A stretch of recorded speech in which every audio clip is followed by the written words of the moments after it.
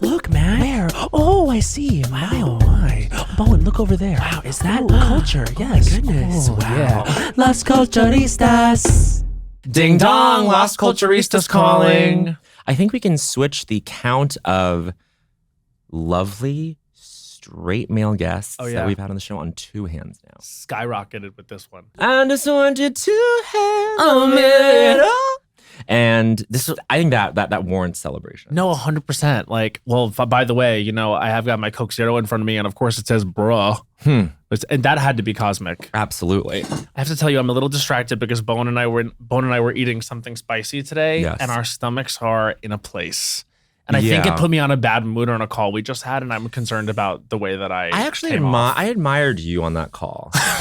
I mean, you were sort of like, it wasn't directed at anyone. It was just to get us all. It was kind of a rallying cry to get the whole team, everyone on this Zoom, on the same page about something. Readers, Katie's publicist, finalist, Kyle's. Like sometimes it's just like you get frustrated and it has to come out. Like I don't like being like that. I had a moment like that this morning with you before we with me. With just the people in the room.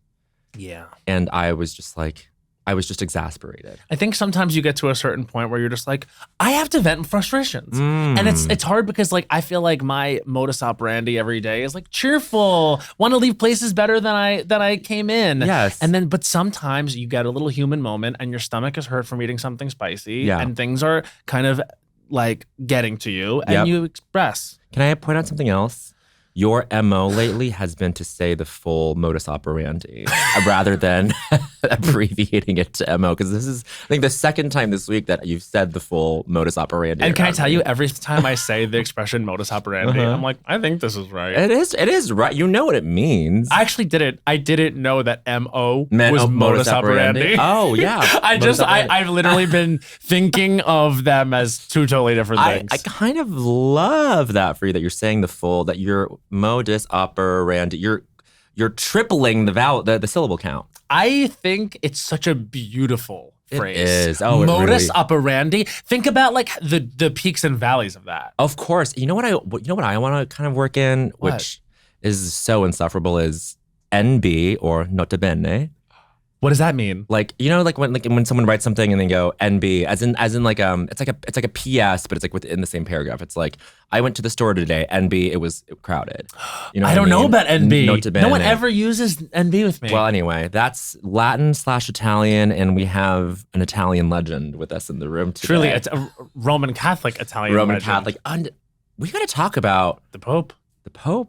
The conclave. This is why it's fate and karma in the air, because we have we have a scholar on the Catholic Church here. Met a pope. Maybe met the last great one. Can I now that more and more comes out about Leo. I know that I'm saying this from like a place of like having an upset stomach and also like a little bit ornery because of you're ornery. I had a thing today, but like, what the fuck did people expect with the Pope? I know. No, I'm not surprised. It's just like, it's so funny. It's so funny the way that like popes are like ripe for like literal adulation from like internet people. Like, oh my God, the new Pope. It's like, let's all get together and watch the conclave and like what? Then be immediately but then you find out that they're Catholic. It's like, you're. Can I be real? Like, that's never gonna change. Like, the Pope is never gonna be like, yeah, I think gay guys should rock the fuck on. That's never what the Pope is gonna say. No, but we liked Francis because he was kind of like, gay guys should rock the fuck on, and then still used slurs in a fun way, literally in a way that made me go, I like him. Really? Frociagine made me go, that is hilarious. Frociagine. Okay, I forgot about that. Anyway, that's like almost as beautiful as modus operandi. Absolutely. Anyway, our guest is a real legend. Truly. This is his 4th Netflix special. The Good Life. It's really sublime. Mm-hmm. Might have shed a tear, but that's because I was at serotonin 0 when I watched it. And that's exactly where the state in which I should have watched. I probably was like, my serotonin probably was a little bit higher than that, but I also cried. Oh, so I mean, so like, beautiful. This is just this is an incredible storyteller. This is a sensitive, amazing man. Cute guy, too.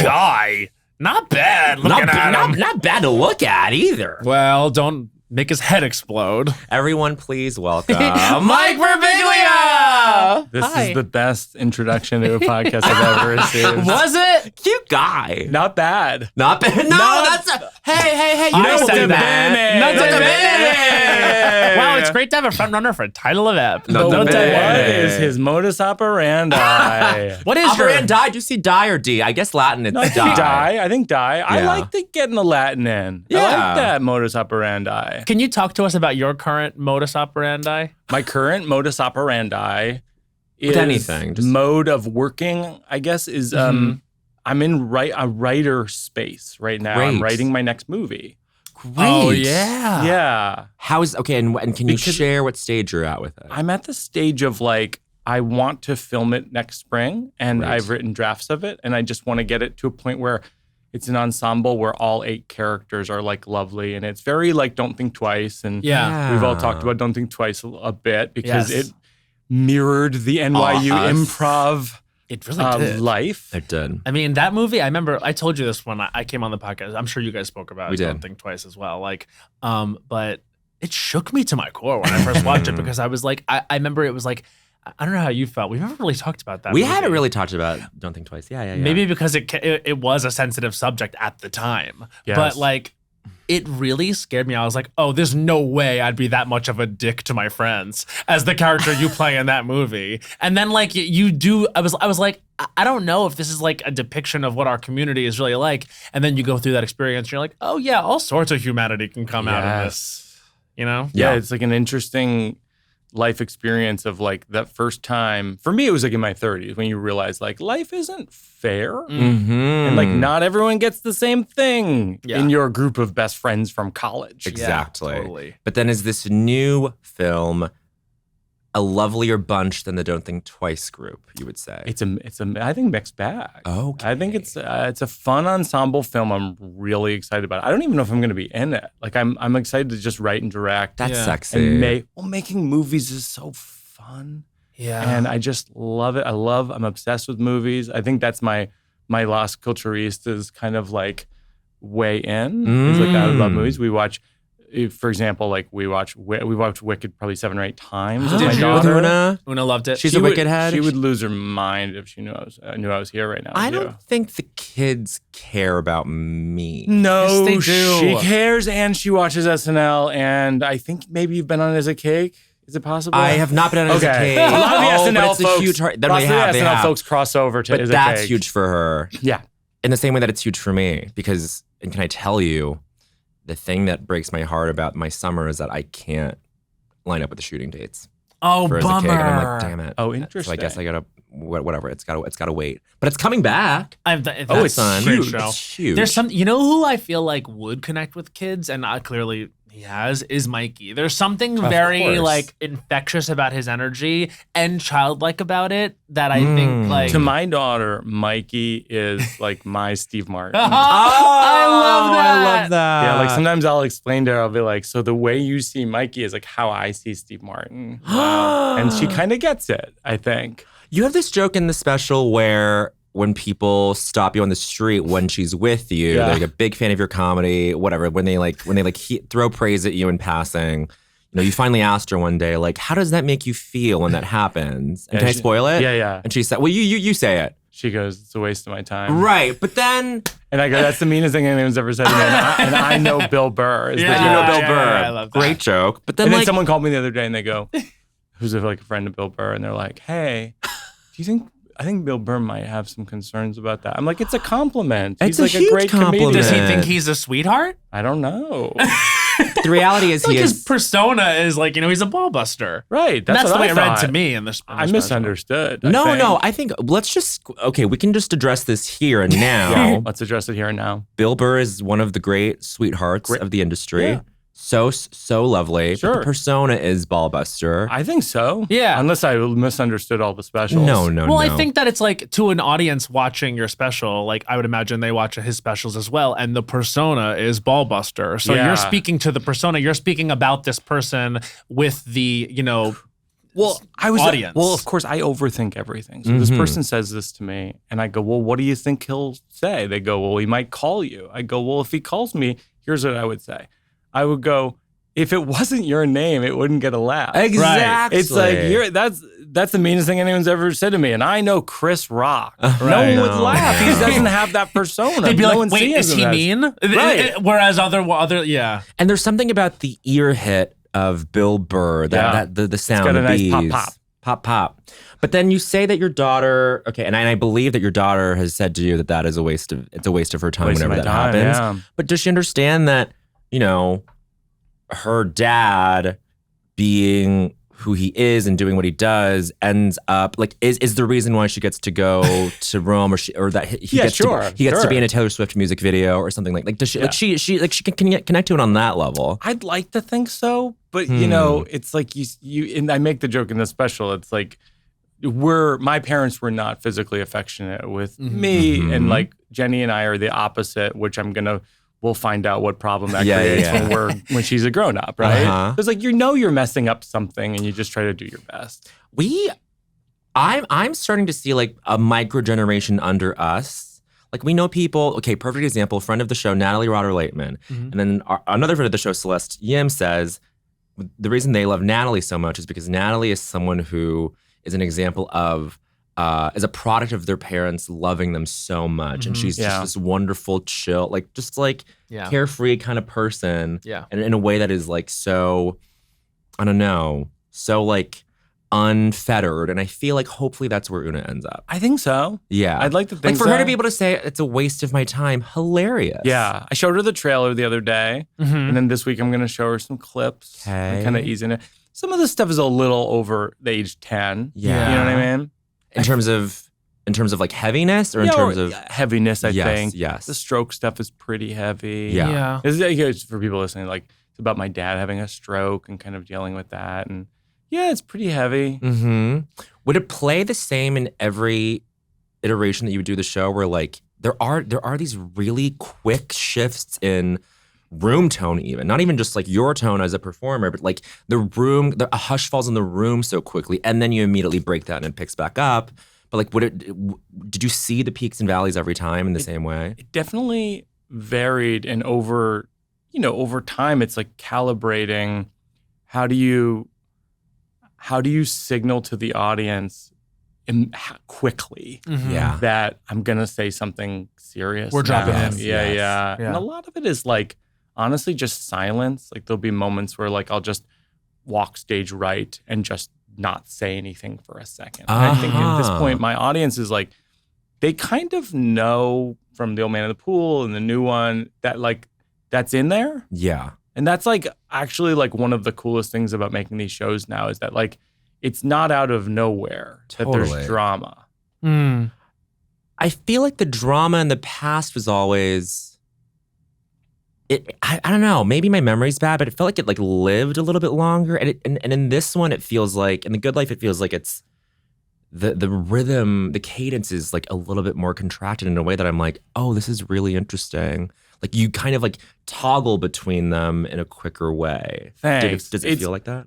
Yeah, I think part of it is my other shows were about kind of pain that I experienced in the past. And this one, for the first time, is about pain I'm experiencing in my present. My dad is like still hanging on after having a stroke 15 months ago. And it's like, it's devastating. Yeah. Like it's like every week, it's just really, really hard. And we have moments, right? It's like, and I talk about that in the special, it's like going to celebrate his 84th birthday was beautiful. He's surrounded by his children and his grandchildren. And like, I gave him rosary beads from the Vatican that the last Pope blessed. And it's like, I mean, I'm hoping that that's the rawness of it is what connects with people. And you guys were saying like you're a little choked up from it. It's like I want that to be the case. Yeah. I think for me, like the comedy that I connect to most, and that's why I was saying like movies is my like love language of like my culturista is like movies I think do that really well when they like James L. Brooks movies or like even this weekend like we were watching because it's on Netflix now because 4 seasons Tina Fey's great series the original one we watched the original this weekend. So I'm good. just like, so choked up. Something about those 70s movies that like wrecks me. Yeah. What's your favorite James L. Brooks? Broadcast news. Absolutely. And then in terms of endearment, probably a close number 2. Terms is wild. So I have a question though, because you talk about like how there wasn't a lot of affection from your parents. Like, were you always someone? I have 2 questions. One, you went to Georgetown, right? Yeah. Do you think if your parents had hugged you more, you still would have gone to Georgetown? No. Probably not, right? Right. So thank you for answering that question in such a short way. Food for thought out there.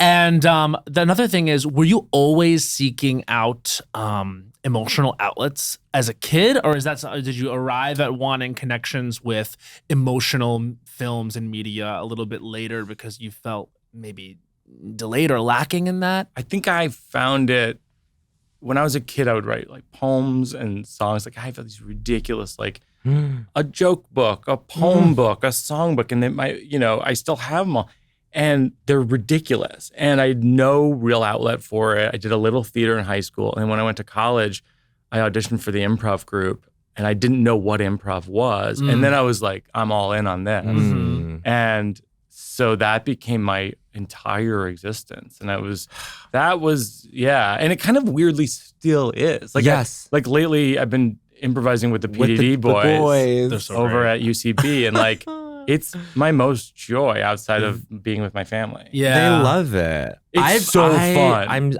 I'm a bad friend, and I have yet to be at one of those. But they've asked me multiple times to do it. We would love both of you to come. Let's do it. Go. You guys got to come improvise. It's so fun. We've been doing it recently with Josh Sharp and Aaron Jackson. It's been like it's so I saw fun. that. It feels so good. I'm afraid of that one. No, Even though I don't love be those afraid. guys. But it's too. I feel like the Bell House it's too big. It's it's amazing. Really? They For mic improv. you. They So mic it's like you. you and that feels weird for a second, but then it kind of becomes part of the bit. The thing with them and the thing with I so feel like good. it's got to be with PDD too, because they're such little joy bubbles. I feel it's like you immediately feel so comfortable and taken care of. And I think that what was stressing me out when I was like doing improv and even doing comedy at large when I was younger is I always felt like I had something to prove, and I was incapable of clearing the mind and just saying yes and listening. Yeah. Because you're so concerned about what you say being funny or good or smart or worthwhile. Yes. That like you either need time to understand how to do that, or you need to be comfortable right at the jump. And now that I think time has passed and I understand what comedy is, and they make me so comfortable, it's like a perfect situation. Yeah. I think part of it is, well, first of all, I love those guys. I love Dix the Musical. They're the best. Oh, so fun. You're great. Thank you. Second of all, I think part of it is, you're right. Like, I think when you get older, you start to trust what the wisdom of what the art form is, or anything. Like literally, like I played tennis recently. I'm like, I think I'm better than I was like in high school when I played. Because you give less of a fuck. Yeah. Because you want to know why? There's no one that's going to tell you, hey, that you did a bad job and we were counting on you. That's right. Because like that's so true. I mean, it's literally, it's funny because I did a lot of team sports when I was growing up. I was a big athlete. And then I didn't want to do that anymore. And so I went to college, and all of a sudden it was like, oh, get on the improv or sketch team, or like take classes at UCB, where it was unfortunately a team sport. Right. And you could disappoint people. And when you're like, when you're that age and you've got your hangups and stuff, disappointing people is the top of the list. That would suck. Yeah, even because in high school, was it like a team structure? Was it like a ladder or something in tennis? Yeah. Because you had like a wrestling thing too, where wrestling, like tennis, and soccer. Those were my high school sports. And in all of those situations, it's just there are so many opportunities for someone to be like, "Hey, you're not good at this," or just making you feel that 100%. way. And also, I think most people, me, I didn't have the presence of mind in high school to be like, they're right. I should relax. You know what I mean? Like when you get older, you're like, no, you should relax. Yeah. Like that's how you do things well. You can't tell a teenager or a young person to chill out. No, they don't have They can't do it. Yeah, it's like they haven't experienced enough life to not know that it's end all be all. Right. That's why it's so weird when you see someone who's like 15 years old and they're like amazing at a thing. Yes. And you're like, who told you? But you know, how'd you know? They're so fucked up later in life, though. That's why I love like up. Queen's Gambit, though. Like I was watching that recently for the first time. I was late to the party. It's so good. Like it's fun to watch a prodigy, Yeah. even though it's fake, it's fun to watch. Like, oh, what would that be like if you were a prodigy? Right. You get addicted to drugs. I guess Exactly. that's one of the few pieces of media where it does depict the full arc of prodigy and then it all falls apart. Yep. Like later Right. in life. Yeah. And then comes together. And then comes together, which Yeah. is best case Thank scenario. God. Thank God. It's also really interesting because different adults' relationship to her power and success, it's very good at exploring that Yeah, as well. it is. You know what I mean? Like her adopted mother and then, like all the things that go on with that. Yes. It's yeah. really, that actually was way better it was about so much more than that one situation. Then Like we all great art. well, that made me think to show my daughter Searching for Bobby Fischer the other day. I've never seen. Oh, wow. It's a great one. Yeah. And then the other day for my daughter's 10th birthday, they all watched, they had a 5-person sleepover and they watched Clueless. Had they never seen it? No, some of them had, some of them hadn't. Did they like it? What do they think? I think they loved it. Oh, good. Yeah. Oh, that makes me so happy to hear. Because I'm like, because one of my curiosities is, will this work on a way younger generation? Yeah. And I'm so glad to hear that it has or that it might. Yeah, they seem pretty happy. I think it will. You want to know why? Because what makes that movie work so well is that it's a shared language in the movie that like you may not understand, but they understand it so And the well. fantasy is so fun. It's such a fun world. Yeah, it really is. There's definitely some things over the kids' heads. Sure. Well, I remember Isn't watching there- it the first time and being like, I remember the moment. I was in an Astro van on a road trip with my parents, and you know how they put the like big TV in the back of the Astro van. So Yeah, me and my yeah. sister, I think I was 9 and she was 6, and we watched Oh, Clueless, and it wow. ended, and we both just stared at the screen, and I said, I don't know if I got that, but I want to watch it again. I was like, I was like, I don't know if I vocalized this, but I was like, it was something to the effect of like, I think I loved that. And my sister, who's 6, goes, me too. I want to watch it again right now. Oh, wow. You know what? And it's speaking to what you just said about it's visually so fun. They're so confident doing it. Yeah. It still feels, after it's tried to be copied so many times, it feels like it's doing its own thing. And also Alicia Silverstone just in like a magical period. Yeah. Like sometimes stars are having, like Val Kilmer's a good example. He passed away recently. And you look at like real genius. And you just go, I don't know what was going on. But something was. Something was happening. Yeah. With Val Kilmer in that movie is like magic. Who is that person? Yeah.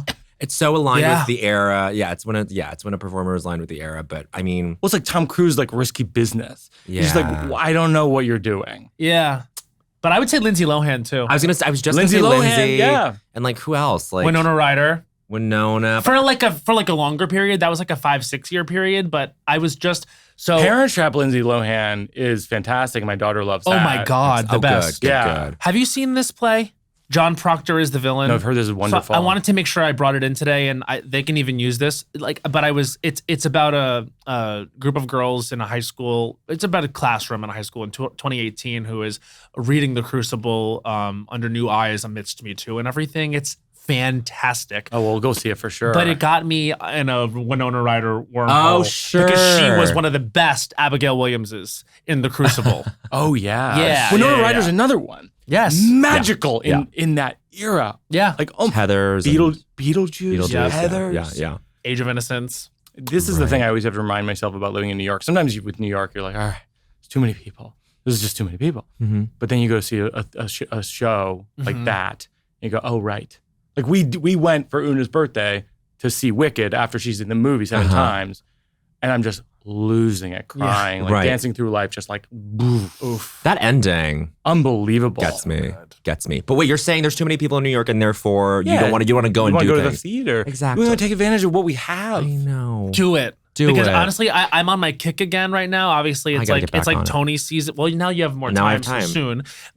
And I'm seeing a lot, and I try to only come here with like the highlights because I see a lot. So I just saw Maybe Happy Ending, which was amazing. And this John Proctor is the villain is my favorite thing I've seen in quite some time. Ooh. Oh, wow. Yeah, it's and Sadie Sink is the star, and I'm like really excited that she used her star power from Stranger Things to highlight something like this. Oh, that's great. The playwright is Kimberly Bellflower. She's amazing. Friends with and- Josh Sharp and Aaron Jackson. Yes, Yeah. yes. And the whole cast is fantastic.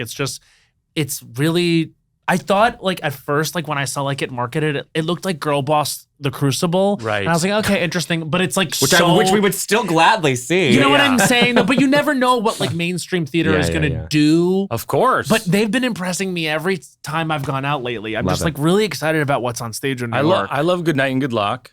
Haven't I thought it was seen that one, fantastic. yeah. George. What else? What else is up right now we should see? I'm not the person to ask. This is your guy. But now that I've got time, I've said the gonna things do it. I love. Okay. You know what I mean? Yeah, I get you. Read the subtext. Read the subtext. Are you pre-dreading the questions you'll be asked about the Pope and about how this special kind of presciently focuses on the Pope pre-conclave, pre-election? Yeah, it's like the thing about so it was like a year ago, Jim Gaffigan calls me, who was on behalf of Stephen Colbert, asking me to go meet the Pope. And I was very torn. I was an altar boy as a kid. And, in the 80s, like Spotlight, what Spotlight was about. Literally in Boston. In Massachusetts. Wow. Right. Massachusetts. That was a movie that Tom McCarthy's movie Spotlight that hit me so hard. Of course. An incredible movie. But Wow. so I've always had like deep concerns about the Catholic Church and I've thought about it. And ultimately it was just like, this is very important to my parents. Like they raised me Catholic. My mom went to Latin Mass when she was a kid, like pre-Vatican II Catholic Church. Uh-huh. And so I knew and they were going through a hard time. And I was just like, okay, I'm going to go. And then, I have the same, and there's an odd synchronicity. Pope Francis's real name was Bergoglio. My last name is Birbiglia. Oh. And so You make a joke that's like he just kind of like Googled himself or something, or no, he just looked at the list. As though he he just Googled comedian. He's like, he's a Birbiglia, I'm a Bergoglio. It's my long lost cousin. He's got to be here. We got to make sure he's in the room. But I as far as popes go, he's pretty good. He was pretty good. I thought so. Right? And he blessed gay couples, and he was open. This is what Whoopi Goldberg pointed out because she was one of the people who was there with us. She was a big fan of Pope Francis. He welcomed divorced couples back into the church. I was like, we weren't welcoming divorced couples. Like, why? I did not get the memo on that one. But then when I was there, there was a lot of talk with the insiders of like, we're a little worried that it might be a conservative pope. Yeah. Because the international side of the church is sometimes much more conservative than Pope Francis was. Right. And so, to your point earlier of like this new Pope Leo, it's like yes, there's things you can criticize, but also we dodged a bullet of like that we got the Trump of popes. Right. You know what I mean? It could have been that. Could have been like Could have been worse. bananas. Sure. Then we retract what we've said about Pope Leo. That's the first thing I was going to ask you to do. Please retract. I have really strong feelings with this. No, I know almost nothing about the Pope Leo guy. I mean, all I know is what the way that queer media was like up in arms about him being not up in arms, but you know what I mean? Like people had something to say and expressing disappointment about him saying that marriage is between a man and a woman. And unfortunately, I would remind those people, this is the Catholic Church. Like it's kind of, that's their modus operandi. It's their modus operandi. You know what I mean? So it's like, I don't know. Maybe I was more irritated at it being like a news item. Like, because I'm like, what? Yeah, here's my headline. Here's my take on all major world religions, because I like to disrespect all religions equally. Yeah. Is I think a summit, and just we could have it. The three of us could Let's call a have it. summit. Let's do it. All the major world religions. Mm-hmm. We go, we'd like to talk about sexuality and gender. How do you feel about gay people? How do you feel about women? Yeah. Just like open forum. Yeah. Let's talk about it. Uh-huh. Make it a reality put it on show. a fucking record. Uh-huh. You know what I mean? But if that's how you feel, put it on the record in front of all these people, and we're going to talk about it. Because I think it's weird that we have this vague thing like, this is kind of homophobic. This is, this is sexist. Right. They don't let women be priests. They kind of do, but only sometimes. Sometimes in Europe, it's okay, whatever. And I'm like, no, let's have a summit.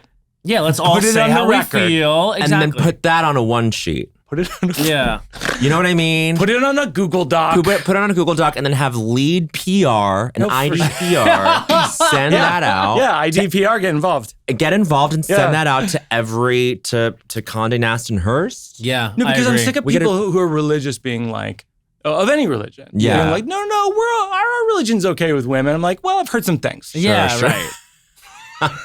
You know what I mean? It's like, we're okay with gay people. Well, I've heard some things, actually. Yeah, I mean, some thoughts. I guess it's like if anyone did like gymnastics, enough, like you could justify anything. Like I'm also, I understand that people find, a lot of peace and solace and, community and these types of things, but it's like, let's just not pretend they're not what they are. Yeah, I mean, every religion is structured meaning, and then people like seek out meaning in religion, and then they just have to like reconcile how much of themselves is compatible with like that meaning. I'm being so general, but you know what I mean? There But that actually is what it is. there's a really good documentary about the Pope Francis who passed away called Pope Francis, a Man of His Word. And it was interesting because he actually did like meet with a lot of different religious world leaders of other religions. And I do think that is, at the moment we're in world history, like I never talk about this shit, but like, No. but like that's what we should do. I think the religion should be that, because it's like they have more in common than not. Yeah. It's like you look at all the religions, they're arguing with each other. It's like, no, you all believe the same kind of fake thing.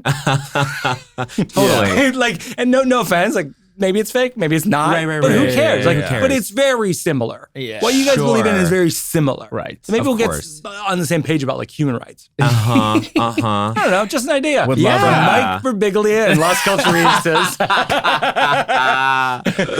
We have to Okay, ask we you the have to ask the question question. of our podcast. We've sort of been dancing around it in several ways, I think. But Mike, what was the culture that made you say culture was for you? Okay. Since I already covered my epiphany of auditioning for an improv show, it's the movie Jerry Maguire. Oh, wow. Because when it came out, loved it. Yeah. And it made me feel a thing. Yes. And then I went and studied screenwriting at Georgetown, and my professor, John Glavin, taught it like it was a text. Yeah. Like it was a book in a class. We read the script, we watched the movie, we broke down the beats. And I started to understand like, oh, this is not magic. No. And this is not just a popcorn movie. No. Like that's the thing, is like, even Wicked is another example. It's a popcorn movie. A lot of people bought tickets to it, but it's really meaningful. Yeah. Like I cried during it. I cried during Jerry Maguire. It's like take the stigma away from movies that are popular but make you feel something. Of Like that's course. a great feat. I'm so glad you said that. Yeah, he has formative stuff with I have this formative movie. stuff with Jerry Maguire. Do you really? One of the first movies we got from Blockbuster, I think. Yeah. Way too young to be watching it. Yeah, sure. Because watching Tom Cruise fuck Kelly Preston. Preston's Sure. brains The late out, great. Oh my God, yes. I was like, Don't ever stop fucking me is what she Don't said. ever stop fucking me. and then later, seen the movie like they're just 15 like times. post-coitus eat like no like as she Either like like eating something. eating Yeah. strawberries. No. She like dismounts him. She goes, I'm gonna get some fruit. It's like a tight close-up, tight single on Kelly Preston. So great. Wait, yeah, but that movie made me, Kind of a perfect movie. a perfect movie. And in many ways, and also, you know what? I was just thinking so many elements come together to make it good. Like the song "Secret Garden" by Bruce Oh my Springsteen. gosh. Fuck off! I know. That song is No, I know. You're You're right. How about when on the radio they would play that song with clips of dialogue from the movie? Oh, you had me at hello. Come on. Literally, I would be listening to like whatever radio station, 106.1 BLI when I was younger. And like, they would play Secret Garden with Renee Wow. doing Yes. it. And they also did that for Sometimes My Heart Will Go On in Titanic. Yes. There was certain movies they did this with, and it was always those like emotional peaks of the movie that created lore. Yes. And this is a time too when I feel like soundtracking was speaking to movies in such a specific way. Yes. You know what I mean? Like it would, like I remember having like the City of Angels soundtrack because I don't want the world. Yeah, and it's just like you remember the image of her, Meg Ryan, riding the bike with her arms out like this. It's like there was that you kind of need music to evoke. You know, like Do they it's- still do that? I was going to still do the say soundtrack? Barbie was the most significant. Oh, yes. Barbie soundtrack. did that, I think. Oh, that song's great. So good. And, So many of the songs are great. but I was going to say the last time that like, maybe I'm misremembering this, but I feel like with Star is Born, when they would play either Shallow or like Always Remember Us This Way, they would cut in some bits from A Star is Born. Yeah, it was like there you could listen to like the radio version of Shallow, or there was like a movie version, and you know what you're thinking of is at the end when it's I'll Never Fall in Love Again. Yeah. They sometimes will at the end she's like singing the last chorus, and then they'll cut to him doing it from the movie. Yeah. And that was Yes, which is yes. what it is in the movie. She doesn't, Right. because there's a version of that song where she literally just belts her tits off for the last remainder of it, and it ends like one of those ballads does. But then the movie just literally cuts to him finishing the song, Yes. and then it's back with her crying. Yeah, it's amazing. The other thing about Jerry Maguire is like it has a love story that's not perfect. No. Right. It's kind of beautiful. It is Yeah. beautiful. Because you're just like, at the end, you go, well, maybe they shouldn't be together. I don't even know. Yeah. And you're like, that's kind of sweet. Like they're taking the leap together. Of Yeah. course. And talk about the other kind of, unless it's hard to capture with language, like talk about the magic that you felt watching it growing up that like was dispelled once you got to college. The magic was I'm laughing. Mhm. It's the thing that I try to achieve in my shows. It's like I'm laughing, I'm crying, I'm feeling emotions. Mhm. And then somehow you just think because it's a quote unquote popular movie, popcorn movie, Mhm. you're just like, well, that's not important. Mm-hmm. Oh, it's so important. I know.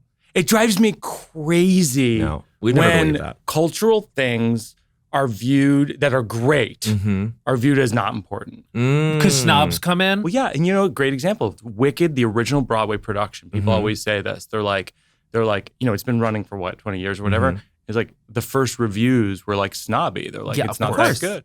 And it's like, well, actually let the audiences decide. Yeah, yeah. Because audiences are crushed by it. Yeah. I am crushed at the production of Wicked. I'm just like crying. Yeah. My wife and I were crying, and our daughter was just like, great. You know what I mean? Like, I'll never forget. she loved it. She loved it, but like, it's not not- like that. In but the not like adult that. way, Well, yeah, well, yeah. also because not for nothing, but she doesn't she's not old enough yet to understand maybe Oh, yeah. why it's like I think that young girls obviously respond to that movie because of friendship and because of what it feels like to feel outcast or to accept someone and to really work hard on proving loyalty and like that. All those things are really beautiful, and I think that's why young girls love it. But also, like when I saw it with my parents, I took my you dad saw it and with my your mom to it. parents? I saw it 5 times as well, like your Wow. daughter. Bias aside, like I also fucking love the movie. Yeah. And I turned to my dad and I was like, well, it's about fascism. and he was like, and he just sat there and he was like, yeah, it is. Uh-huh. And I think that is something that's like Oh, I love that. also part of it for an adult man. Yeah. Is it's like, wow, like this movie is literally about speaking truth to power and paying for it. She's just an example of someone who is not strong enough and is not willing to make the sacrifice. right. But then she does in the end. I She think, does in the end, Yeah, but yeah. we're specifically Specifically talking part about one. that movement, Yeah, yeah, yeah. that moment of defying gravity. It's like, I'm sorry, I cannot give up all the things that make me me Yeah. to join you, even if I know it's right. Right. And that she is in process because she's been so protected and privileged. Yeah. And it's going to take a while and she's going to have to lose real stuff. Yes. Spoiler alert for Act 2 for her to do those things. And even then, she doesn't really do it publicly. Yeah. You know what Yeah, I'm yeah, saying? it's still- No, of course. still secret. So that is complicated shit for an adult, and it is very moving. And It is. And it's not. it's- And by the way, it's not dissimilar to the thing I'm saying. It connects me with Jerry Maguire. The imperfection. Yes, The, yes. the drawing out of the imperfection of just being alive, Right. and how nothing is cut and dry. And Tom Cruise has never looked better. I'm never sorry. looked better. Also, yeah. I mean, here's what I'll say. Fucking Renee. Unbelievable. Renee is Unbelievable. I think Renee is the reason why it's iconic. No, I think Not you're even right. just because of her line deliveries, which are spectacular. It's an example of perfect casting. Yeah. The first kiss thing, and he's like snaps her bra by accident. Yeah. And he laughs in his charming Tom Cruise way. Yeah. I'm gonna watch that tonight. It's perfect. You've really influenced me. Jenny and I my wife and I Jen's a poet, and we both have this obsessive thing with movies, which is great movies are like songs. You can watch them over and over again, and there's something peaceful about it. Yeah. It changes your parameters as you're consuming the thing. Thelma and Louise. It's not lost on me. I'm wearing the Louise shirt shirt. that I got at a vintage. This is one of my favorite movies, Thelma and Louise, and it's the same thing. Same thing. It's this. It's and also there's this which they don't do in movies that much anymore, where they'll end it on a real curveball that's like that makes it art. You know what I mean? Like I feel like there's something non-traditional and weird about her stopping him in the middle of his sentence to be like, stop doing the proclamation. You had me at hello. Right. You know what I mean? And also, like you said, maybe they shouldn't be doing this. Like their relationship's been a little toxic. Right. But it's like, but they're going to try anyway. And in this movie, Thelma and Louise, obviously spoilers, but if you're listening to this podcast, you probably understand they choose to die. They would rather drive off a cliff together than get caught. And so I remember when the movie— It's punk rock. It's punk. It is. And also it's clearly ignoring what I'm sure are studio notes. 100%. You know? And by the way, they probably shot it both ways. Probably. They probably shot it without them going off the cliff. Yeah. Or I Just don't know, knowing that's a good question. We should find that out. Yeah. This is making me realize, is like, you're saying like, what's the epiphany thing for me in culture? The other one was maybe Say Anything, which is another Cameron Crowe movie. Because I saw Say Anything when I was a kid, and I remember quoting it with Michael Cavanaugh, my best friend, like back and forth and doing the boombox in the air. Yep. And we were like 10. Yeah. I mean, Cameron Crowe was still, like really good. I'm going to come up here and say Elizabethtown, underrated movie. I love Elizabethtown. Can I say, I love this. I love that. I think it's so. I think Elizabethtown's great. I think Almost Famous is fantastic. Of course. Yeah. That's quite a good. And also he wrote Fast Times. Oh, he did. Yeah, he wrote, didn't direct it. Oh, got it. And I think Fast Times is classic. Classic. There's something. Oh, wasn't Fast Times Amy Heckerling? I think she directed it. She did Clueless. There you go. Yeah, so all these movies, it's like there's stuff about them that Bowen uses this wonderful word, serrates them, that makes them memorable. Like A little bit, just rough around the nice. edges. You know what I mean? Just like not just perfect, a little bit askew. Yeah. Totally. Slightly off. No, completely. Yeah. Like even for example, like even in Clueless, like you watch that movie and you see the way they're dressed and you think, oh, the early 90s. No, they were dressed like badly and stupidly, even for that time. Really funny. But it's like that's not how they dressed at Beverly Hills High School. I don't think. Yeah. But like, Oh my God. it's overdrawn and makes you Yes. remember. You'll never forget seeing her in that yellow. You know, it wasn't Vivienne Westwood. It couldn't have been. But it feels like it might have. Yeah, it feels like yeah, it speaks in that world. I can't say what designer it was, but there's this stuff that you go out of your way. You have to go out of your way to make it memorable and iconic. The Say Anything thing. Come on. Is like, who holds a Come boombox on. like that? It doesn't move. No one. But it made it iconic. Drama. It's so good. It's crazy. And then the other ones, I mean, like, I'm obsessed with that whole, like, 70s, 80s movies. E.T. is like that. Just like I could watch it over and over again. Yep. It's super emotional. You watch E.T. now, it's like it's an indie film. Right. You know what I mean? We're like the biggest blockbuster movie. absolutely. Now it feels like an indie. Jaws feels like an indie film. Oh, Jaws is, it's unbelievable that's as huge of a blockbuster as it is because of how slow moving it is. Yes. Slow. There's this great story about the director who did Paper Moon, Bogdanovich. Peter Bogdanovich runs into Spielberg at like the Boston Logan Airport, and Spielberg had just shot on Martha's Vineyard and shot Jaws, and he's like, "How did it go?" And he was just like, "There's a shark. It's a disaster. We don't have the movie." You know what I mean? It's just like one of those funny stories where like they leave the movie set thinking they don't have it. Yeah, right. They were like, well, this was a huge catastrophe. And I think they found it a lot in post. In editing. And then it changed the movie industry. Yeah. I mean, we had that with Don't Think Twice to some degree. You know, there's that speech where Chris Gethard goes, I think your 20s are about hope and your 30s are about realizing how dumb it was to hope. We added that in post because Ira Glass, one of our producers, we were watching the movie and he goes, the audience doesn't get, when we show cuts to people, they don't get that they know they're losers, or they know they're underdogs. The characters. The characters know see. they're underdogs. And so we did a screening at NPR downtown, and these two ladies got up, and they were like, it was a feedback screening in the early cut. Mm-hmm. And they go, we don't like it. And you go, why don't you like it? Ira goes, why don't you like it? They're losers. And what was so funny, we went back to the edit and we're like, they're losers.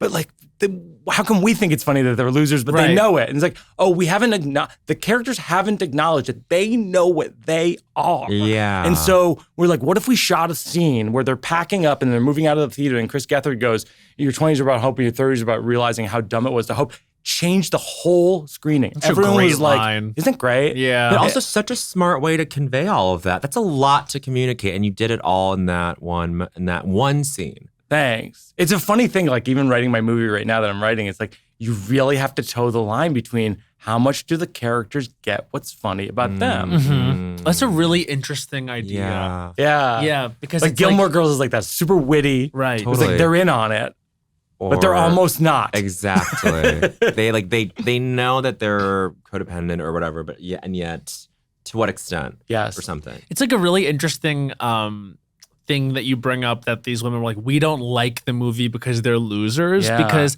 I actually think one of the things about Don't Think Twice that shook me to my core so much when I watched it, and now I see it now looking back, and I fucking love the movie and appreciate it in a way I didn't at the time because I felt so defensive. Yeah. Because I Yes. think your movie, Don't Think Twice, it really makes you think about yourself.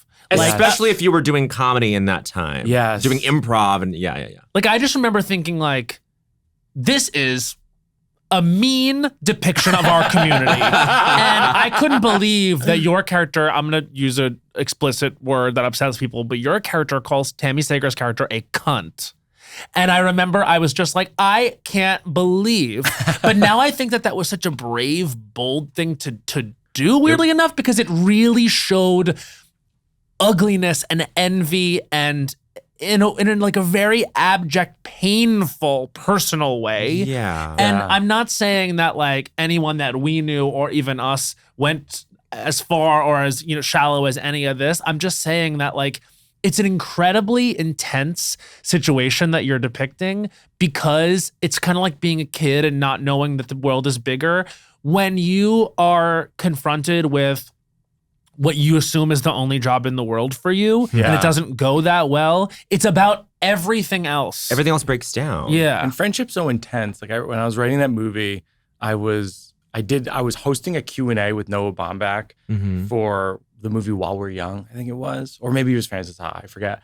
And I said to him, I go, I'm writing this movie about an improv group and they're best friends, and one of them gets on SNL and the rest of them don't. And I go, but the people giving me notes are like, the stakes aren't high enough. Oh, what are they talking And he about? goes, and Noah's the funniest thing because it's depicted, indicative of all of his movies. He goes, there's no stakes higher than friendship. Yeah.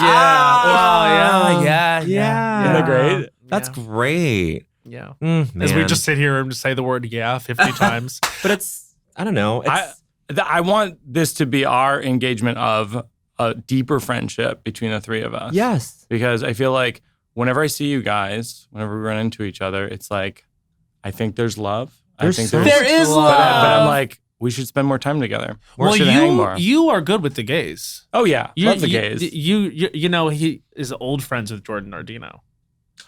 Really? She know wrote for that? Gilmore Girls. Yeah, it was one Yeah. of Gilmore my Girls. closest high school and college friends. Yeah. Really? Wait. yeah. Massachusetts? Yeah. Jordan? Hey, Yeah, California, Jordan California to Massachusetts. Yeah. Yeah. Ah. Yeah. Jordan's What a amazing. world. He's the Jordan's a best. great writer. He's a great Fantastic writer. writer. Yeah. Yeah. He and I were in that same screenwriting class in college. Oh, really? We were close friends in high school. Yeah. And then he came to visit me when I was in college. He was at Tufts, and then he was just like, I just want to go here. Yeah. And so he transferred. Ah. So we went to yeah. college together. Yeah. Well, he we're- wanted to go to Georgetown. He That's wanted to a go to lot of not hugs. That's a lot of Not hugs. Yeah, That's rule closure number 30. You wanted to go to Georgetown? That's a lot of not hugs. I would say I don't want to speak for Jordan, but you I don't think I can have say to. it's You don't a have lot to, of Jordan. It's a He lot would of speak for hugs. himself. He'll chime in. He'll chime in. It's a lot of hugs. But anyway, like You and I both. Well, we don't have to bring NYU What? into this. Nothing. I don't want to talk about NYU necessarily. I was gonna say you and I NYU both. You and sucks. I got very different amounts of hugs growing up. I would say. well, Oh, this really? is it's funny And we that both you ended up at the same school. at the same school. Yeah, NYU was different, but I think we were both there for different traumas. That's right. Not related to hugging or not hugging. But I think that something that's so clear is like. It's good that you hug your daughter a lot. And I don't Yeah. want you to think about it. Yeah, I know you're you're right. making I a think joke you're right. because I think what you're doing is you're teaching her what real love is. Right. And a lot of people have, and something I don't think I understand because I'm privileged to genuinely know what real love is because my parents have always shown me real love and have always been very good with me in terms of that, is a lot of people just don't baseline know that. Yeah. Right. They don't baseline know what it really is to be cared for and to have someone at the end of the day that's going to say, I love you. Yeah. And I think that I didn't realize that was such a privilege. Yeah, it's crucial. You know what I'm saying? Like No, I totally agree. until I was, having like conflicts with people later in life or, things work out, don't work out, whatever with different people. And you're just realizing, oh, I'm operating with a different emotional deck. And Yes. thank God. No, you're right. It's funny when if you get into like a petty disagreement with somebody and sometimes they go so hard on it and you have to step back and just be like, no, we're all just doing our best. Right. Yeah. But yeah, I agree with you. Like it's definitely better to love more than less. Right. And even in the moments in the special, I'll say, where you're like, a huge part of my life is going to children's birthday parties. I go to 200 to 300 of them a year. So it's good. like, that could make, Una can grow up and hear that and think, oh, like my dad is exasperated by this thing that he had to do for me. And he's like, is that something resentful? But no, even in that, you're like, I do this thing. I show up for my daughter. Right. And it's this thing that I can joke about hating because it'll make this room full of people and adults laugh. Yeah. But she can, I think it's enough. Like, it is so clear what that message is to her, which is my dad loves me. He takes me to these birthday parties. Yeah, showed up. I had to talk through a joke with her the other day that was in the special because it's going to be seen by a lot of people. And, I had to be like, because there's this joke where I say, She doesn't have it. yeah.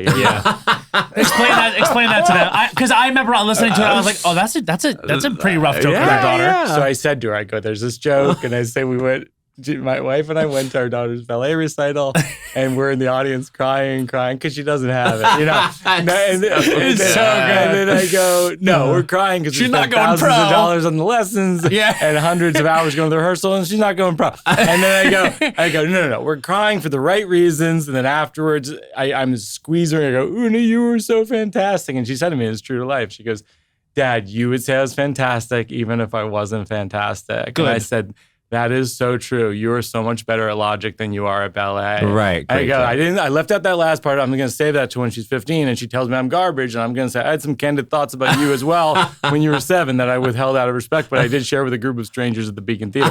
But I explained it to Una in relation to, I go, sometimes jokes are something that is true and then something that is the opposite of true or completely not true or a variation on true.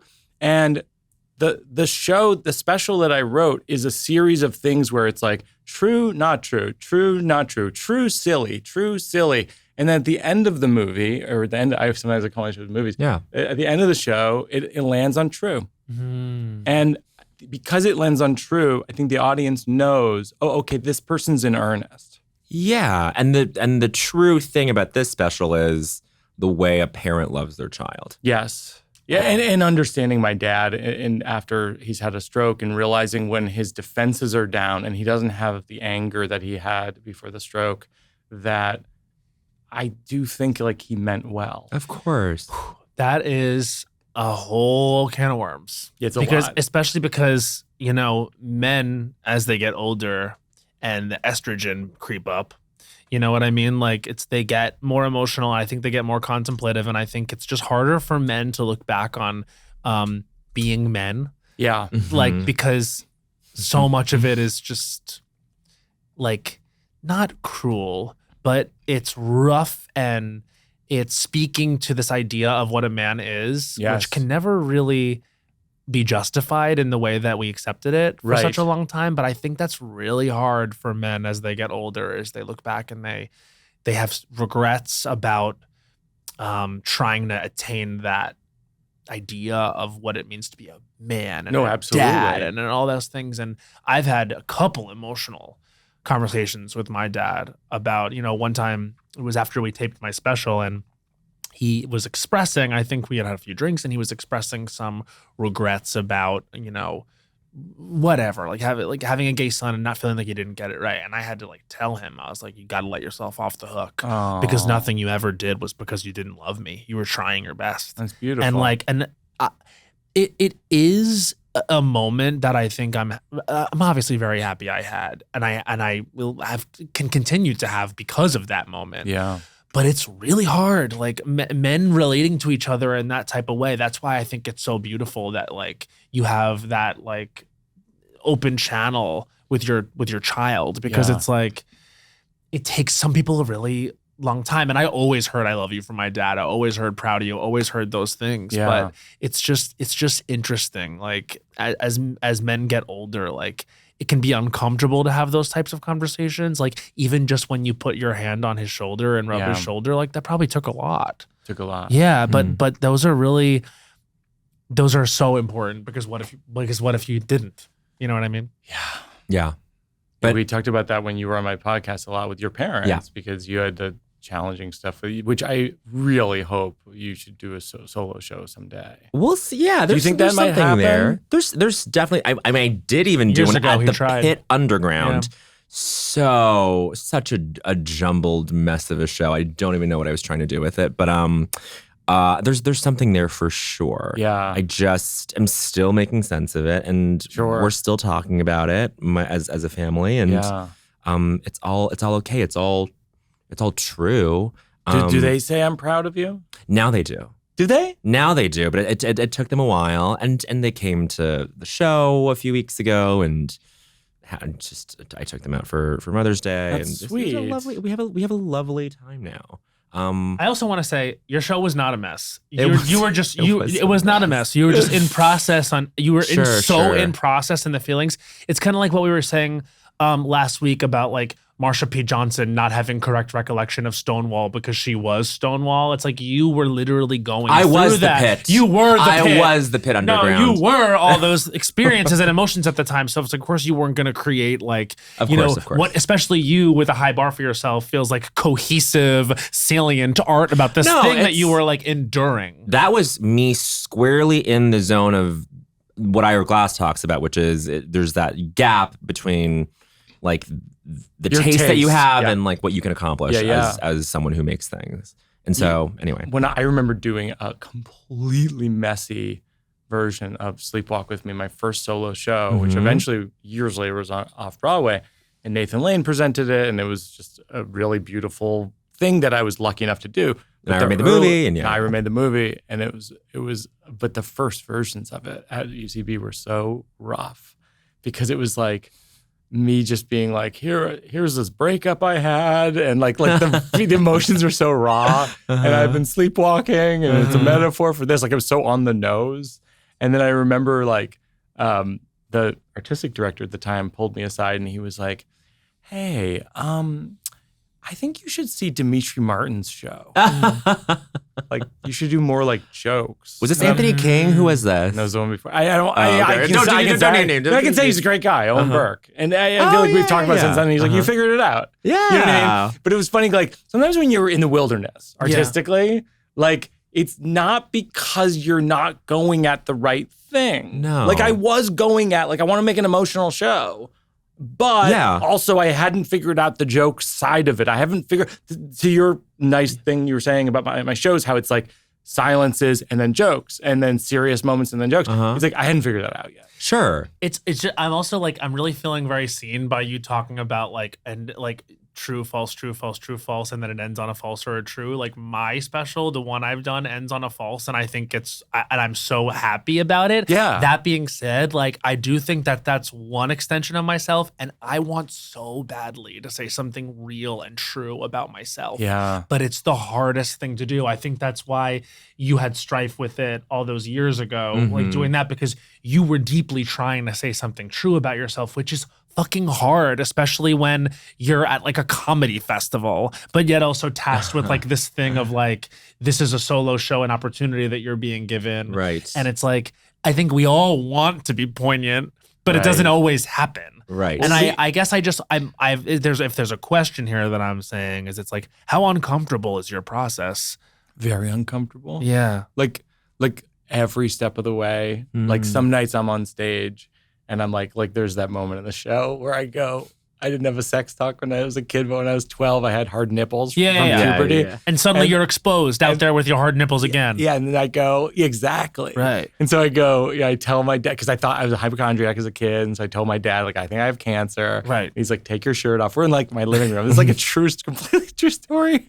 What's weird, actually, I'll tell you the variation on it is like, I had to take this part out. It wasn't in the living room. It was in his bedroom. But it was so weird because the audience was reading. It's like, oh, he's going to get fucking molested in the scene. Yeah. Right? You had to walk them away from that. Right. Yeah. So he was like, take your shirt off in the living room.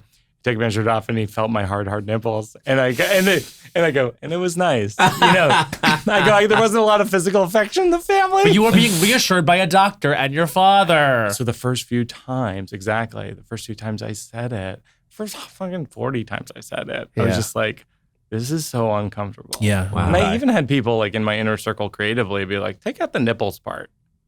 Because you do get that sometimes where even people who are close to what your process is are like, I think the audience is not here for that. But then sometimes you just gotta be like, no, this has happened. Yeah. This fully happened and it's like part of the story I'm telling. But what you're saying with like Sleepwalk with Me, like you were in the wilderness. It's like, well, process in general for anybody is just being in the wilderness. Is. Yeah. The movie I'm writing right now, I'm in the wilderness. Great. That's all part of it. Yeah. I think something too, and I think I often when we have like music artists in this chair too, this question comes up, and also with even reality stars or anyone that's like exposing the part of themselves, which is obviously anyone in that chair probably is. I don't think I ever really understood the stakes of what happens when you involve a depiction of someone else in your life, in your work. And that is what trips me up sometimes. It's hard. Yeah. It is really hard for me to think, if I say this thing about myself, I'm saying this thing about someone else. No, I know. And I feel like that's, unfortunately, if you're someone that wants to create work and art, like it's probably the ugly stuff. You know what I mean? Hard. Like, and that's not just ugly stuff about you. It's ugly stuff about people you probably care about or don't ever want to talk to again. So it's like, it's never someone in the middle. You know what I mean? It's either like, I either really care about this person and therefore they're worthwhile including, or this person has hurt me in a deep way. But even deeply hurt even me. fictional is that. Like I had people in my life come up to me and be like, I'm the character in Don't Think Twice who's the rich girl. And you were like, No, I was like, no, you're the Gillian character. Sometimes they're wrong. Sometimes they guess wrong. Oh, that's humiliating too. My parents saw Sleepwalk with Me, the movie. Yeah. And the Carol Kane and James Rebhorn, as my parents, say these lines that literally my parents said in real life. And I was worried about my parents seeing it. And they came out of the movie and they go, they're nothing like us. Somehow, like we can't even see ourselves. Well, yeah, you never can. Yeah. Only you have the real bibliography on your experiences with them because you saw it. They didn't see it. They were it. Right. But either like someone comes up to you and like validates or like, I don't know, like entrenches those things even more where you're like, oh, it was a huge decision to include you in some way in this like depiction of reality, or it's your parents being like, that wasn't us. It's like it's like you can't really even win with that. It never goes the way you want it to. You guys have a lucky thing, I think, which is you're close friends and you have like a creative partnership with this show, which I think is so lovely because you get to share that people like. I love the show. Like everyone, like I know tons of people love the show. It's like you guys get that together, which I think is not less lonely, I think, We're very fortunate. than being a lone wolf. I out there. couldn't do it. Yeah, I really? couldn't do it alone. What do you mean? I couldn't like have my own podcast where I was just kind of riffing on culture and then like commenting on things and then like you're always my gut check in terms of like, do I share this little anecdote? Yeah, it is. It's kind of nice to like it's really interesting because we're also so close, like that we have this, we protect the same things pretty much, but also like in terms of like the sharing of it all, like, you know what I mean? Like, it's also like we can never give everything about everything. Right. Yeah. But you know what I'm saying? Because it's like, I think that's like why the don't think twice of it all.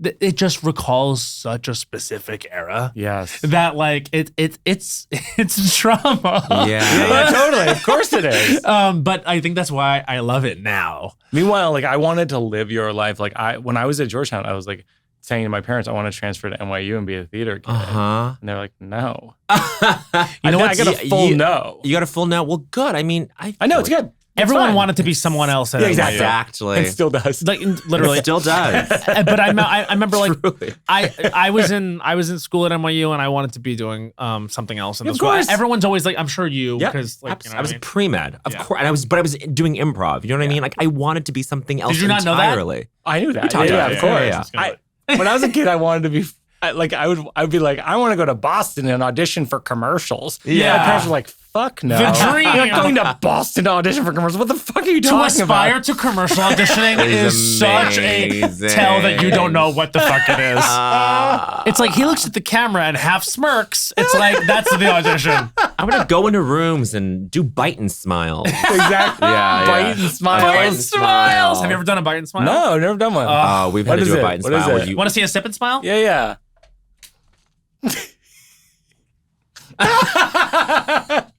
And that was probably too it's a big. skill. It's a I'd be skill. noted.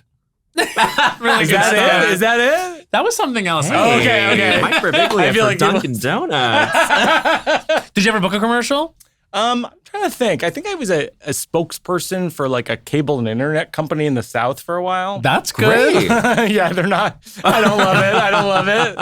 I don't love it. I kind of wish it didn't No, exist, whatever. but also, yeah, it's fine. Sure, it's fine. Did you ever Yeah. do straight up commercial I auditioning? never did a straight up commercial. No. God, I went to one commercial audition because like someone at UCB was like, "Yeah, I'm going on this thing if you want to come," and it was so humiliating. It was really impossible to leave feeling good. And you've become straight. And I've become straight, and I That's never so thought that would funny. happen. Jordan Nardino texted me last night, just crying, laughing at the Bowen straight. Oh, It's that's it's the only one I can barely watch. For some reason, when I watch him make out with women, I get stressed have out? an outrage. Why are you outraged? I don't like it. I want you The gay. thing that gets me is her showing up at your place and you're playing video games Yeah. at 2 a.m.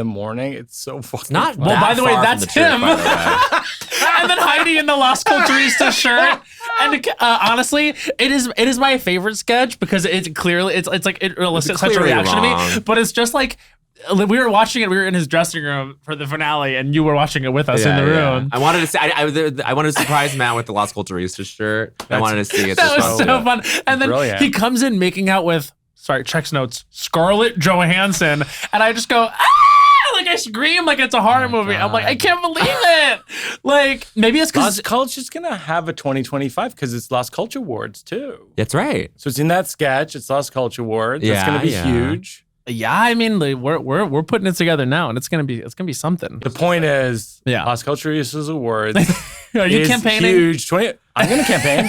Mike, What you can I should. do? What can I do to you gonna- campaign? Do you guys have a strategy? Can you strategize with me? We can strategize it. You can Yeah, definitely yeah. strategize. What Wanna might be I in- do at step 1? Best Dad Award. Oh, wait, sorry. I'm just brainstorming categories. Daddy No. Award. No, There's a Daddy there's Award no and a steps. Father There's a Award. Daddy Award and Father Award. Oh. And The Daddy Award was won by Pedro Pascal. Wow. And the Father Award was who won the Father Award last year? Anyway, It wasn't Seth Meyers. It I don't wasn't think John I don't Hamm. think you have to campaign Okay. necessarily. I think you Okay. being on this episode This is is your big. campaign. This is big. Like you're absolutely top of mind with the special and with the listeners being like In the Mike mix. Birbiglia. You're In the you're in the mix. mix. as Yeah. they say. Yeah. I just feel like this was an amazing 6th straight man to have. Absolutely. This is Our this sixth is straight male guest. six straight male Yeah, guests. it's huge. It's Is an it honor. 6? It's a deep honor. It's 6 or It's 6 or 7 certainly or 8. Not, it's not 8. Yeah, it's not 8. It's 6 or 7. And we're not listening. We don't want to make a big thing out of this, but it's a big deal that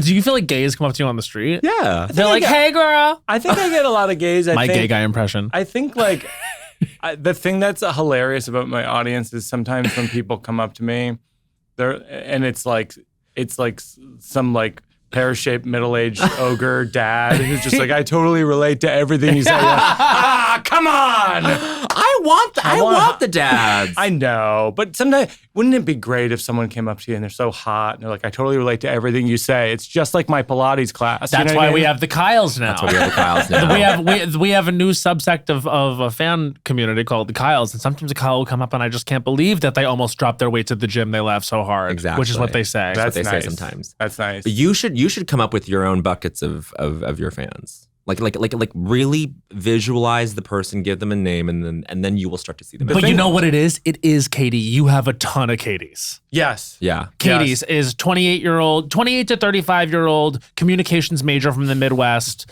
named Katie. They're all named Katie. Okay. Right. But Start I have a lot asking of them their names from The now thing on. I'm most proud of with my audience is I always say like it's age 12 through 112. Like when I This see the is- spectrum and that's of age. beautiful. I was going to say, you are really for a quadrant, whereas we are people who are constantly approached by men and go, my girlfriend loves you. Oh, that's which hilarious. is so sweet, but Yeah. also it's never like, I'm a fan, Yeah. which is okay. You know what though? A lot of them I've been noticing, like they because they're excited to initiate the conversation because their girlfriends are nervous, but they come Right. up and they initiate the conversation, and I can tell it gets them laid. So they're so excited, and that I think will make them listen. Yeah, Because yeah. I think, and you know, some of them they want to be shy about how much they know because, as I said, masculinity is hard to deal with when Yes. you're still, I guess, like Contending. when it's all ahead of you still. Sure. But I'm just saying, don't be shy, boys. It's okay to Yeah. like Las Culture. It's Yes, okay. that's right. Look who's here. Yeah, You know who's great at a great straight male who will often say how much he loves the show? John Hamm. John Hamm, Yes. Will Steven, writer of Bonus Straight, both times with August White. That's Anyway, a real ally. That's a real ally. We love you, Will. Okay. It's time for I Don't Think So, time for I Don't Honey. Think So, Honey. We're gonna go first. Did you type it out? I typed it out. Love it. He's a Yeah. writer. Yeah. He's You'll he was see in the why. wilderness. You'll see with why. that. So we wing it here. I have something that, I didn't realize was a thing until last night I was at dinner and I was made aware, and this has rocked my world. I can't wait to go after restaurant culture here. This is Matt Rogers. I Don't Think So, Honey. His time starts now. I don't think so, honey, when mocktails are almost as expensive or as expensive as cocktails. I am not even a part of the sober community, and I am outraged on behalf of the sober community because let me tell you what the expensive part of a cocktail is: the alcohol. So why, for grenadine, orange juice, bitters, maybe, and like a little bit of soda water, am I paying $12? I don't Right. think it's fair. I don't think so, honey. I also want to directly say where this is happening, which is where I have my new home, 30 Lower seconds. Manhattan. I don't think so, honey. This is a lot of you guys. I'm telling you, you throw a rock, you hit a $14 mocktail. No. And I don't care how big the orange is. No, because I'll tell you what's only a couple bucks 15 an seconds. orange, a whole thing. So I don't care that the slice is that big. Yes, you made it look expensive. That's so different than being expensive. I mean, for example, 5 I could seconds. walk in here wearing a white suit. I'm not Zendaya or Anna Sawai at the Met Gala. They cost $1 million. I cast $6. I don't think so, honey. And that's woman. You are more than $6. Yeah, but Matt you know what Rogers. though? In not really. And I'm saying that like these cocktails and mocktails. It's infuriating. It's infuriating. Well, I mean, I feel like they are maybe offsetting that by like, no, actually, there's no explanation. I'm just going to try to justify it. only, and you know what? It's like I'll tell you what the alcoholics don't miss: paying for the alcohol. Right. Okay. So it's like they might miss the alcohol, they can't have it. They're not missing No. the prices. It's not like, oh, you know what I really miss? Hitting it hard and paying $9 for a Right. Heineken. You know what would be great? $9 for a Heineken Zero, Right. which is essentially piss. They should be like, here's an orange juice and an edible. Honestly, It's $15. $15. Yeah, yeah. really good idea. Just give like- them something else. Yeah. Give them something else. And or it's I don't, but you know what, it's like what would that even be? I mean, and you know, it's like they also, I guess, you know what they try to get away with, they're using the nice glassware too. Yeah, Right. But you come don't on. pay for that. No. That's not part of the experience. Or You maybe should get to keep it. you should get to keep it. Like a souvenir cup. glass. Yeah. Okay, I used to be big into souvenir glass culture, and then I'll tell you what you have a lot of: huge cups you never drink out of. Yeah, that's true. Because that's really I what respect they that. Sitting on are. a shelf. My maroon mug. That's totally that. That's Wow. really good though. Oh wait, I wanted That's to say functional. this. Maroon Mug, and you were talking about LA. Like, you always struck me as pure New York, but I guess, I am. But you do have this really good worldliness about Los Angeles that I I've just like. been, I've been in show business for like 23 years. And so you just you know where. I go back and forth, and I have my spots I like. Mhm. Los Feliz, Maru. I mean, I have places I really like. It's aspirational. Yeah, Yeah. it's aspirational. It is. But you are New York. I can't. Yeah, no, I'm through and through New York. I can't imagine living anywhere else. I saw this Adam Gopnik solo show the other day, and he has this beautiful piece where he talks about how his favorite place on the planet is Central Park, Hmm. because it's just this place where everyone is in like a social pact to be like, we're going to come to this place that's completely manufactured and Mhm. completely fake, but there's beautiful trees and beautiful statues, and there's no premium pricing for a different part of the park. Uh-huh. Yeah. We're all just at the goddamn Central Park, and it's great. Wow. Yeah. But it's like that, I love New York. It's like, and I have frustrations with it, Of course. but also, look, we're all in it. It's so love funny coming back to New York and being like a New Yorker again too, because the first thing that happens is you start to be real opinionated about New York shit. I am ready to crack skulls about the subway. By the way, like I'll get political. I can't believe Cuomo is this far ahead. It's fucking crazy. It's fucking it's insane. named- Not even following that race. Is he ahead? Oh, It's 60-40 with him. Oh, really? Yeah, but like I think it's just name recognition is what's kind of it's name getting me. recognition. But I've got a frivolous one. Frivola. Yeah. Maybe that's a good drag name. That's a for great you. drag. No, Frivola. this is what I wanted to say. The only good drag name that I've come up with, and this is what I wanted to say. This is the most annoying sentence in the world. This is what I wanted to say at the end of my Criterion Closet video. My drag name would be Janice Films. Okay.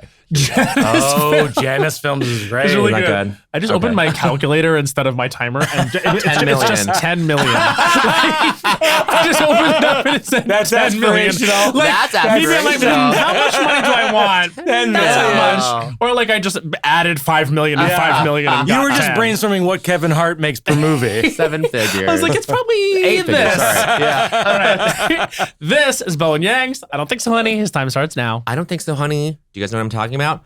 Plastic hooks on gift bags that you purchase at the gift store. Yeah. You buy a little paper gift bag, and there's a plastic thing to make it hook. Yep.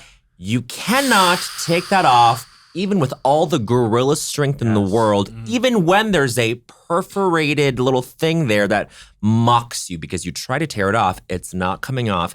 Now you got to get a damn pair of scissors. Like I have the time in my 30 day seconds. to find scissors to trim off this little plastic hook thing so that I can actually make it presentable to you so that you don't receive my gift and see the plastic hook and the first thought you have is of me sliding it off a little 15 wrap seconds. at a paper source. Please find a better way to hang gift bags. Maybe, I don't know, by these string handles that are already on them rather than put a useless, 5? single-use plastic, might I add, element to these things. And that's 1 minute. Wow, really clean.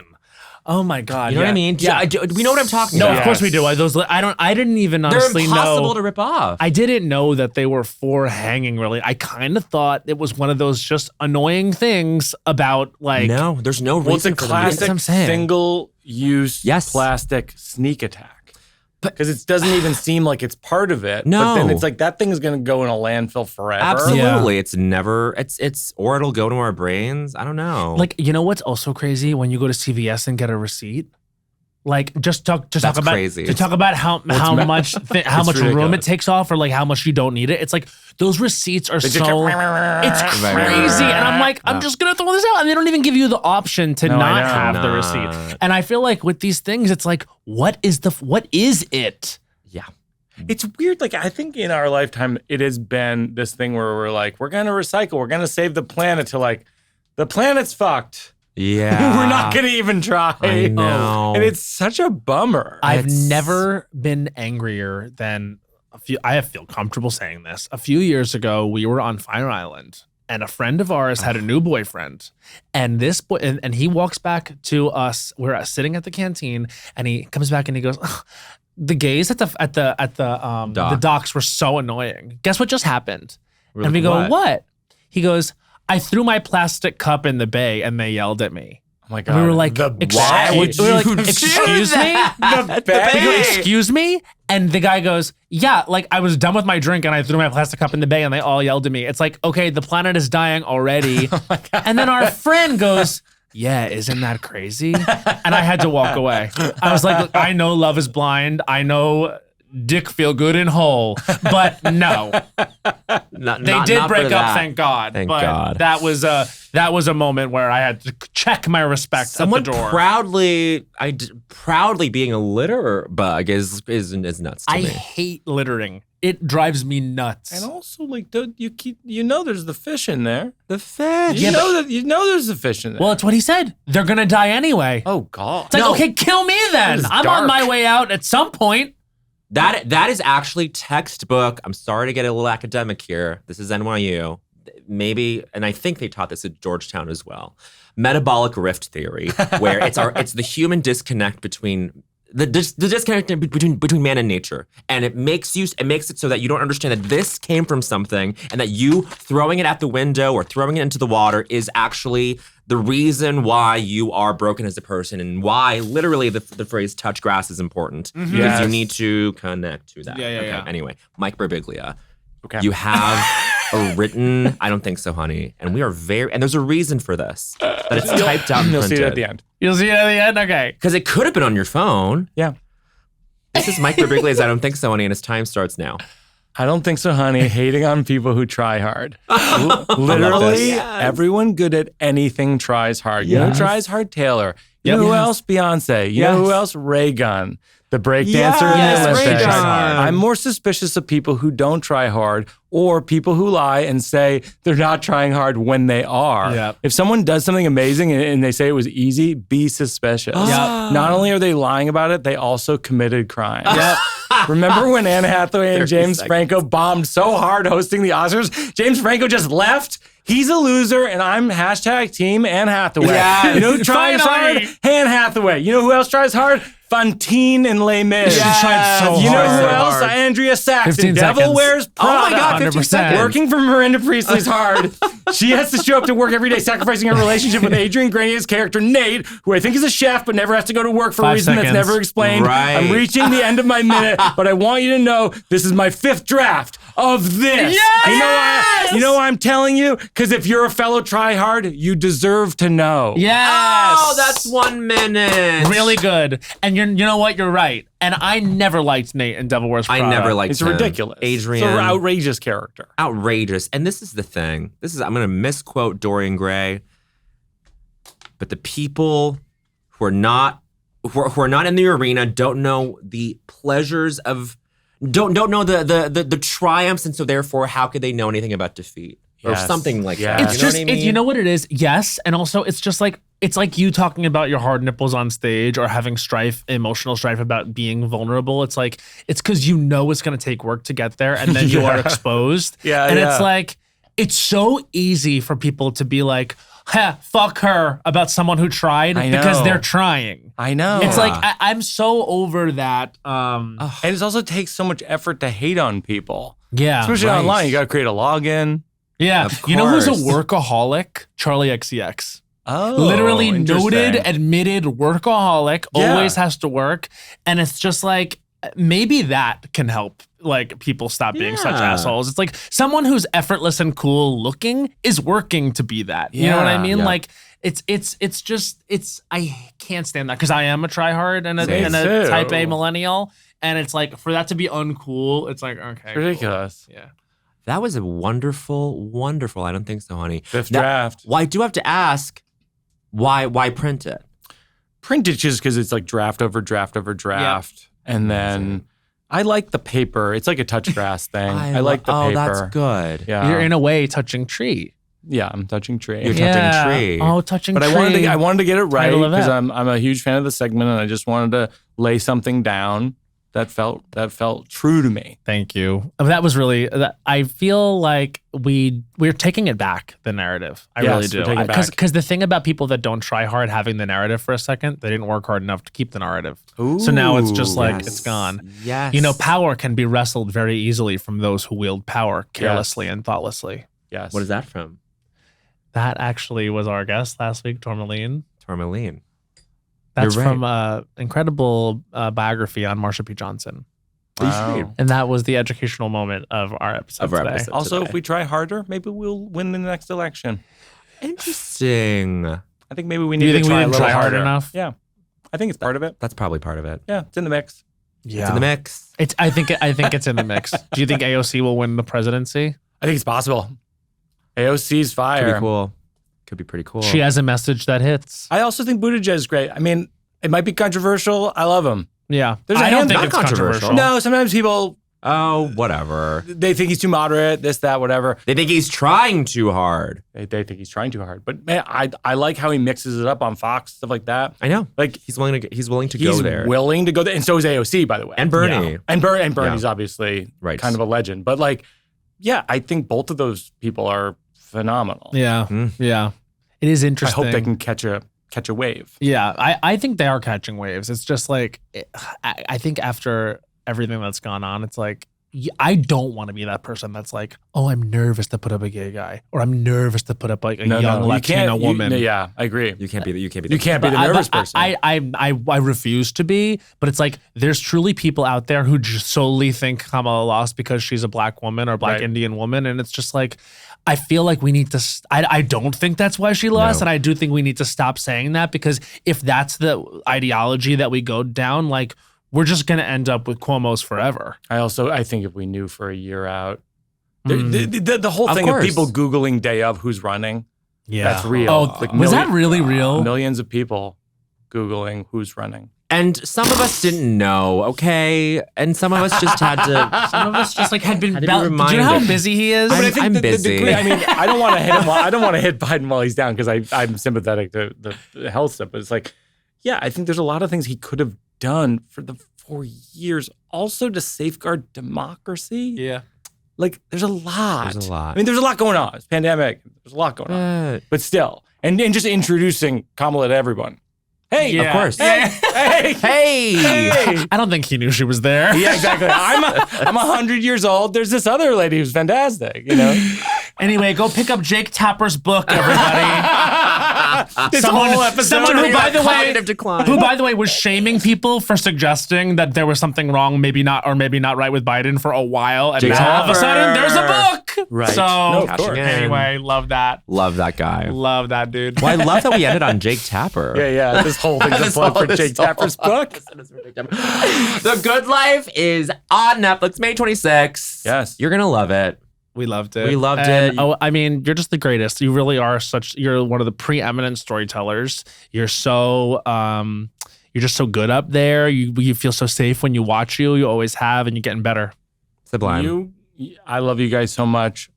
This is such an honor to be here. If I could only be on one podcast, it would be this and this whole thing. But this has been so beautiful for me because I love bonding also on all of these movies. I know. It's like so deep to me. It's our All those favorite movies are thing. so deep to me. Yeah, Jerry Maguire is going to be a good watch for you later. Yes, Yeah. I can't wait. Thank you for bringing that in. And we love you very much. And there is love and there is friendship, and we're all in New York now, so let's hang. Yes. When I've Bo- returned. When Bowen wrote an email to me about my special last night, it made me crawl, and I wrote about it in my journal. Oh! The email that we were all on? Yeah, I'm sorry I didn't email. I No, watched no. it this morning. it's okay. I'll send you an email. Okay. I'll write about my journal tonight. Yeah. We end every episode with a song. I wish I was off book to Secret Garden. I know, me too. And I don't want the world to see me, 'cause I don't think that they'd understand when everything's made to be broken. I just want you to know who I am. I just want you to know who I am. This is how the song ends. I just want you to know who I am. It's so good. It's so good. Bye. Las Culturistas is a production by Will Ferrell's Big Money Players and iHeartRadio podcasts. Created and hosted by Matt Rogers and Bowen Yang. Executive produced by Anna Hosnier and Hans Sani. Produced by Becca Ramos. Edited and mixed by Doug Babe and Monique Laborde. And our music is by Henry Kaburski.